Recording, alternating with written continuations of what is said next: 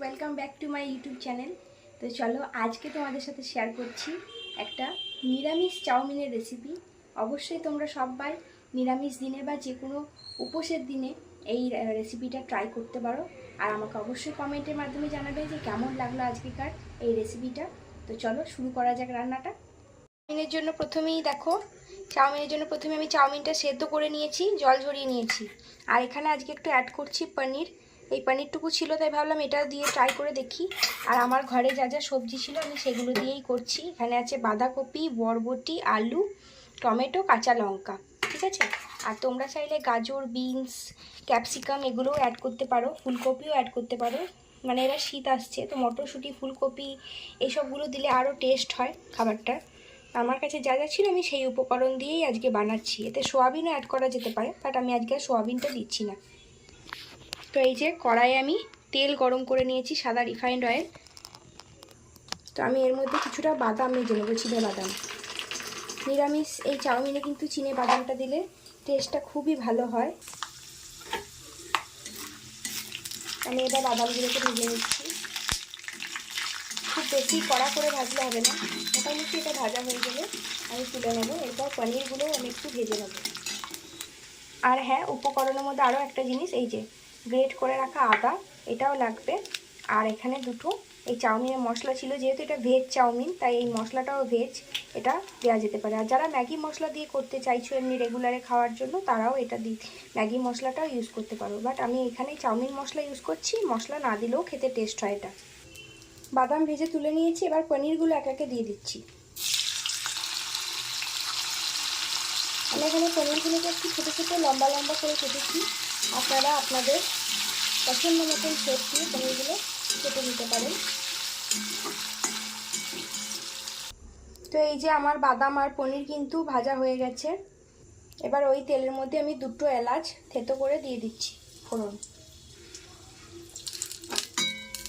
এই সময় গ্যাসের ফ্লেমটা কমানো আছে, নাহলে আবার এলাচগুলো পুড়ে গেলে কিন্তু খেতে একদম ভালো লাগবে না। এবার একে একে আমি কাঁচা লঙ্কা কুচিটা দিয়ে দেবো।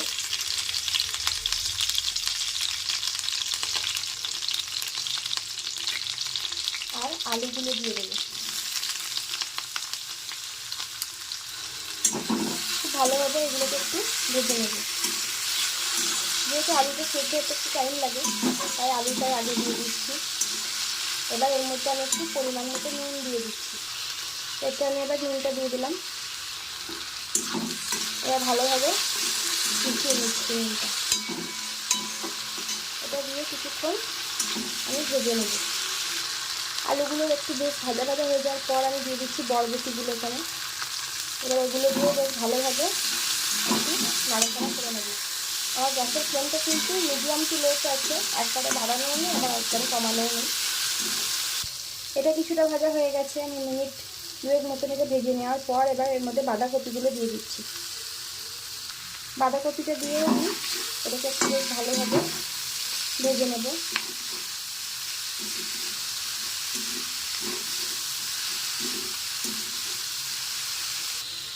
এরপর আমি টমেটো কুচি কাটাও দিয়ে দিচ্ছি।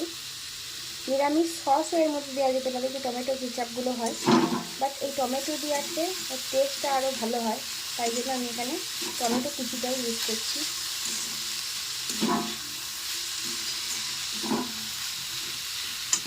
এবার আমি এর মধ্যে যে ধুয়ে রাখা আদাটা ছিল সেটা দিয়ে দিচ্ছি। সব কিছুকে ভালোভাবে মিশিয়ে নিচ্ছি। এবার মিশিয়ে নিয়ে আমি এটা মিনিট 2-3 জন্য ঢাকা দিয়ে দেবো, যাতে সবজিগুলো একটু সিদ্ধ হয়ে যায়। তো এবার আমি এগুলোকে ঢাকা দিয়ে দিলাম। ঢাকা দিয়ে গ্যাসের ফ্লেমটা কমিয়ে দিচ্ছি। ঢাকাটা খুলে নেব।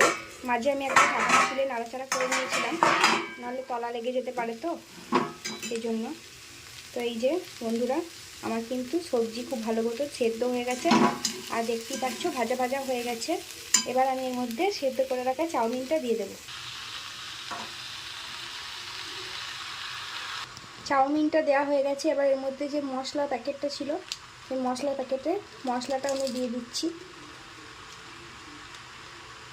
এখানে যেহেতু 1.5খানা চাউমিন লেগেছে, সেই জন্য আমি 1.5 প্যাকেট মশলা ইউজ করছি।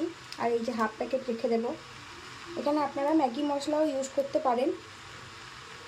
এবার যারা সম্পূর্ণ নিরামিষ খাবেন তারা কিন্তু ভেজ মশলাটা ইউজ করতে পারেন। আর মশলা না থাকলেও কোনো অসুবিধা নেই, এমনি প্লেনও এটা খেতে খুবই ভালো হয়। এবার আমি এর মধ্যে বাদাম ভাজা আর যে পনির ভাজাটা ছিল সেটাও দিয়ে দিচ্ছি পরিমাণ মতো নুন।